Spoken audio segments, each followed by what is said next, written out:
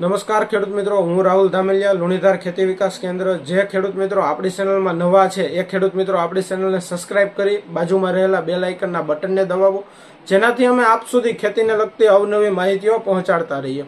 ખેડૂત મિત્રો, આજે આપણે વાત કરવાના છીએ મરચીની અંદર સુકારા માટે. હવે ઘણા ખેડૂત મિત્રોએ અત્યારે મલ્ચિંગ કરી અને મરચી વ્યવસ્થિત વાવી દીધી છે, પણ 2-3 ઇંચની મરચી થાય અને ઊભો છોડ પીળો થઈ લાંઘો મારી અને ફૂંકાઈ જાય છે. હવે આની પાછળનું મેઇન કારણ છે કે જમીનની અંદર રહેલી જીવાતો, જેમ કે તળકીડી છે, મૂંડો છે, એવી ઘણી અન્ય પ્રકારની જીવાતો છે, એ મરચીના મૂળને કાપી નાખે છે, સુકાઈ જાય છે. અને ઘણીવાર એવું થાય ભેજનું પ્રમાણ વધી જાય ત્યારે એ આપણે છોડની નીચે મૂળમાં કાળી ફૂગ લાગી જાય છે. એ ફૂગના લીધે પણ છોડ હુકાય છે. છોડને પૂરતું પોષણ ન હોય તો પણ છોડ હુકાય છે. હવે જ્યારે આપણે છોડ હુકાતો હોય ત્યારે કેવા પ્રકારની માવજત લેવી? હવે ખેડૂત મિત્રો, આપણે ડ્રીપ એરિગેશનમાં વાવી હોય તો કોઈ પણ સારી કંપનીનું થાયો એફએસ, જેમ કે યુપીએલનું રેનો આવે છે, પછી સિજન્ટામાં ક્રુઝ નામથી આવે છે, 16 ગુઠાના વીઘા પ્રમાણે 250 ml પીવડાવવાનું. એ ન હોય તો ગ્રેન્સ કંપનીનું દમદાર આવે છે, થાયોમેથોક્ઝામ અને લેમડા મિક્સ આવે છે. આ પણ 1 વીઘામાં 250 ગ્રામ પીવડાવવાનું હોય છે. ઘણા ખેડૂત મિત્રો ક્લોરોસાઇફરનો ઉપયોગ કરે છે. ક્લોરોસાઇફર જે 50% આવે છે, કોઈ પણ સારી કંપનીનો ક્લોરો લેવો. ક્લોરો 50% આવે છે, એ 1 વીઘે 16 ગુઠાના વીઘા પ્રમાણે 500 ml નું માપ રાખવું.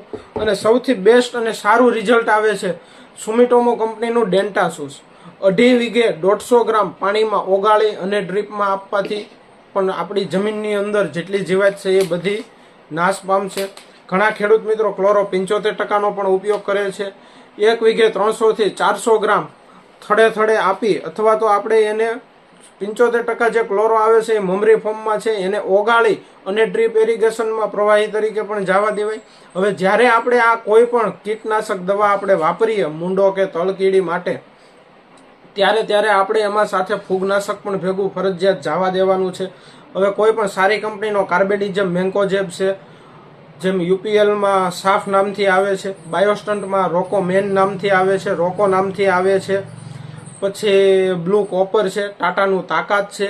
1 વીઘે 200 ગ્રામ પાણી સાથે મિક્સ કરી અને પીવડાવવાથી આપણા છોડને જે નીચે કીટ કાપે છે એ કીટનો પણ નાશ થશે, ફૂગ પણ દૂર થશે અને આપણો છોડ એકદમ તંદુરસ્ત રહેશે. આપણી મરચીની અંદર જે હુકારાનો પ્રશ્ન છે એ તરત સોલ્વ થઈ જશે.